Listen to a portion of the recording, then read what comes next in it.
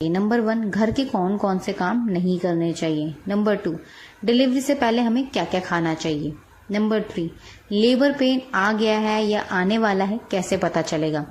Number 4, हमें कौन कौन सी एक्टिविटी एक्स्ट्रा करनी चाहिए और डॉक्टर के पास कब कब जाना चाहिए। तो आइए अपनी वीडियो को हम शुरू करते हैं। सबसे पहले हम बात करेंगे कि हमें घर के कौन कौन से काम नहीं करने हैं। आपको भारी बाल्टी उठाकर इधर से उधर नहीं जाना, यानी कि आपको कपड़ों की बाल्टी अगर बहुत ज़्यादा भरी है, थोड़ी सी हैवी हो रही है, तो उसको आपको उठाकर बाहर नहीं ले जाना, छत पर कपड़े डालने नहीं जाना है। साथ ही आपको बहुत भारी या बहुत ज़्यादा कपड़े भी नहीं धोना है। आपको अवॉइड करना है डिलीवरी से पहले कि आप जितना हो सके कपड़े कम धोएं और हल्के कपड़े धोएं। और आपको कपड़ों से भरी बाल्टी उठाने की बजाय कम कपड़े बाल्टी में डालकर बाहर डालने चाहिए। नंबर 2, ज़्यादा सीढ़ियाँ ना चढ़ें। नवा महीना पास आ गया है, साथ ही डिलीवरी का समय पास आ रहा है, 15 से 25 दिन बचे हैं। तो कोशिश कीजिए कि आप सीढ़ियों पर ज़्यादा अकेले उतरना और चढ़ना ना करें, खास तौर पर अकेले। जी हाँ, अकेले अगर आप चढ़ते हैं उतरते हैं और हो सकता है नवा महीना चल रहा है या कोई चीज़ हो जाए या कोई आपको लेबर पेन के सिम्टम्स आ जाएं, तो इसीलिए सीढ़ियों पे चढ़ते वक्त आपके साथ कोई ना कोई ज़रूर होना चाहिए। नंबर 3, आपको आटा गूंदना भी अवॉइड करना चाहिए। बहुत ज़्यादा आटा गूंदना या आटा गूंदते हुए जो प्रेशर होता है उसकी वजह से आपके शिशु गर्भनाल को फंसा सकता है, साथ ही आपके पेट में दर्द हो सकता है या कोई और कॉम्प्लिकेशंस पैदा हो सकते हैं। तो बहुत ज़्यादा आटा गूंदना आप अवॉइड कीजिए। कोशिश कीजिए कि हल्के हाथों से आटा लगाइए, ज़्यादा आटा गूंदते वक्त जोर ना लगाएं। नंबर 4, किसी भी चीज़ के नीचे झुककर सफाई करना भी आपको अवॉइड करना चाहिए। किसी बेड के नीचे सफाई करना या किसी रैक के नीचे सफाई करना या किसी चीज़ के ऊपर चढ़कर सफाई करना, ये सारी ही चीज़ें आपको अवॉइड करना चाहिए। झुकते हैं जब आप, तो इससे आपके बेबी पर बहुत ज़्यादा प्रेशर पड़ता है, जिससे आपको और बेबी को नुकसान हो सकता है। तो आपको इस चीज़ को अवॉइड करना है। साथ ही आपको किसी चीज़ के ऊपर चढ़कर पंखे की सफाई या किसी और चीज़ की सफाई करना भी अवॉइड करना चाहिए। लास्ट के समय आप जितना ज़्यादा सावधानी बरतते हैं उतना ही आपके लिए और आपके शिशु के लिए सुरक्षित होता है। इसी के साथ आप घर के कौन कौन से काम कर सकते हैं। आप घर पर बैठकर झाड़ू लगा सकते हैं, मगर आपको झाड़ू भी बहुत ज़्यादा नहीं लगाना, थोड़ा ही लगाना है, जिसको आपको बैठ के लगाना है, ताकि जब आप बैठ कर झाड़ू लगाते हैं तो इसको डक वॉक कहते हैं, जो आपकी डिलीवरी के समय आपकी हेल्प भी करती है। तो आपको बैठ कर झाड़ू लगाना है, पर ये नहीं कि आप 10 मिनट हो गए 15 मिनट हो गए आप झाड़ू ही लगाने में, तो बहुत अधिक झाड़ू भी नहीं लगाना। पोछा आपको वाइपर से मारना चाहिए। कोशिश करनी चाहिए हाथ से ना मारे, क्योंकि जब ज़्यादा झुकेंगे आप पोछा मारने के लिए तो इससे भी पेट पर आपके प्रेशर पड़ेगा। तो आप झाड़ू लगा सकते हैं और पोछा वाइपर से लगा सकते हैं। ज़्यादा भी आपको बहुत देर तक खड़े नहीं होना या बहुत देर तक बैठे नहीं रहना। खाना पकाने गए हैं तो इसका मतलब ये नहीं कि आप 10 से 20 मिनट 25 मिनट या आधे घंटे से खड़े हैं, आपके पैरों में दर्द हो रहा है, आपके पेट में दर्द हो रहा है, आपको बहुत अजीब सा महसूस हो रहा है, बेचैनी हो रही है, तो आपको कोशिश करनी है कि आपको बहुत अधिक देर तक कोई भी एक पोजीशन पर नहीं बैठे रहना है, नहीं खड़े रहना है, या ही लेटे रहना है। अब इसके साथ बात करते हैं कि आपको कितने घंटे की नींद देनी चाहिए। एक गर्भवती महिला का जब आखिरी समय चलता है, यानी कि नवा महीना चल रहा होता है, तब उनको ध्यान रखना चाहिए कि उनकी नींद भी प्रॉपर तरीके से पूरी हो। वो रात को सोने के साथ साथ दिन में 2 घंटे ज़रूर सोए, जिससे आपकी थकान उतर जाए, आपको चिड़चिड़ापन ना हो और आपको आराम भी मिले। इसी के साथ जब आप सोते हैं तो कोशिश कीजिए कि आप उल्टे हाथ की तरफ ही सोएं। ऐसा करने से बच्चे तक ऑक्सीजन सही मात्रा में पहुंचती है, आपका खाना अच्छे से डाइजेस्ट होता है और आपका ब्लड सर्कुलेशन भी अच्छे से फ्लो करता है।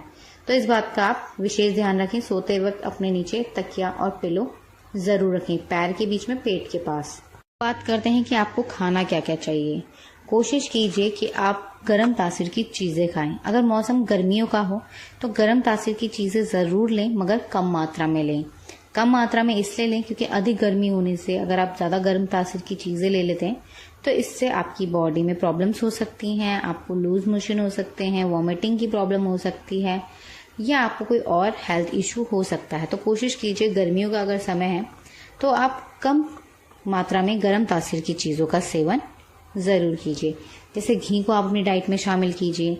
घी को आप रात को दूध के साथ ले सकते हैं, रोटियों के साथ खा सकते हैं, दाल में ले सकते हैं, सब्जियों में डालकर खा सकते हैं, या किसी भी आप फूड में डालकर घी का सेवन ज़रूर कीजिए ताकि आपकी नॉर्मल डिलीवरी के चांस बढ़ जाएं।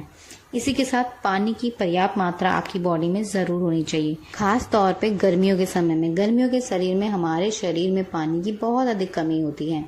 अगर गर्भ अवस्था के दौरान आपके शरीर में पानी की कमी हो जाए तो ये कमी बच्चे के चारों ओर एमनियोटिक फ्लूइड जो होता है उसमें भी कमी ला सकती है। जब उसमें कमी होगी तो आपकी नॉर्मल डिलीवरी पर इसका इफेक्ट पड़ेगा, बच्चे की ग्रोथ पर, बच्चे की मूवमेंट पे इसका इफेक्ट पड़ेगा। तो कोशिश कीजिए, अगर समय गर्मियों का है या सर्दियों का भी है, तो आपको अपने शरीर को हाइड्रेट रखना है, पानी की कमी बिल्कुल नहीं होने देनी है। मौसमी फल आप ले सकते हैं, जूस आप ले सकते हैं, आप छाछ ले सकते हैं, दही का सेवन आप कर सकते हैं, कोकोनट वाटर का आप सेवन कर सकते हैं। गर्मियों का समय तो नींबू पानी लीजिए, गन्ने का जूस लीजिए, बेल का जूस लीजिए, ये सारी चीज़ें आप ले सकते हैं। इसी के साथ अगर मौसम गर्मियों का नहीं सर्दियों का है तो गुनगुना पानी अपनी डाइट में ज़रूर शामिल कीजिए।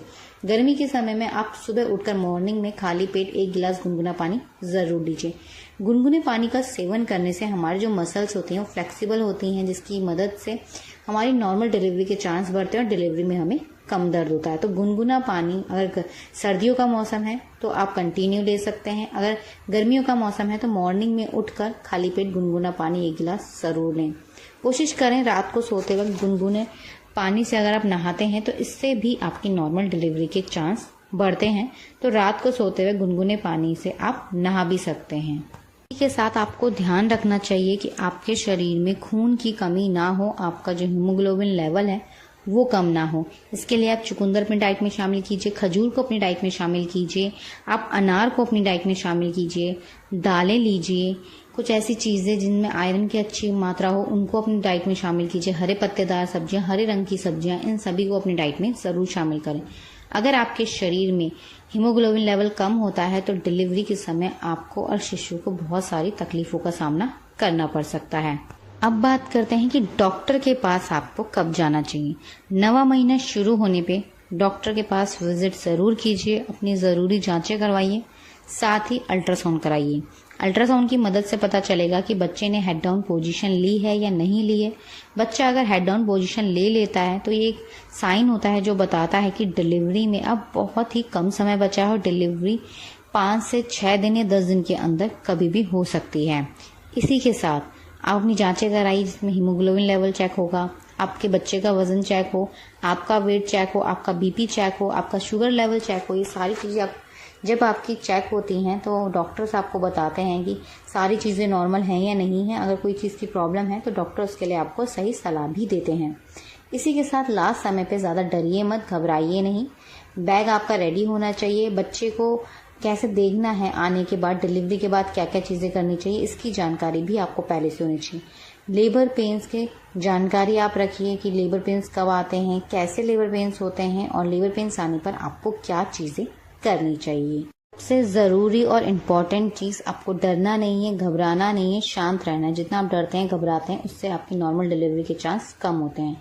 इससे जुड़े कोई भी सवाल या सुझाव हो तो कमेंट करके हमें ज़रूर लिखिएगा। अगर आपको हमारी वीडियो पसंद आई हो तो लाइक ज़रूर कीजिए, साथ ही अपनी गर्भवती दोस्तों के साथ इस वीडियो को शेयर ज़रूर कीजिए। साथ ही अगर आप फेसबुक या यूट्यूब पे हमें पहली बार देख रहे हैं तो प्लीज़ हमारे चैनल को फॉलो और सब्सक्राइब ज़रूर कीजिएगा ताकि प्रेगनेंसी और पेरेंटिंग से जुड़ी ऐसे ही इंपॉर्टेंट वीडियोज़ आपको मिलती रहें। हमारी वीडियो को पूरा देखने के लिए आप सभी का धन्यवाद। मिलते हैं आपसे नेक्स्ट वीडियो में, तब तक के लिए अपना ध्यान रखिएगा। धन्यवाद।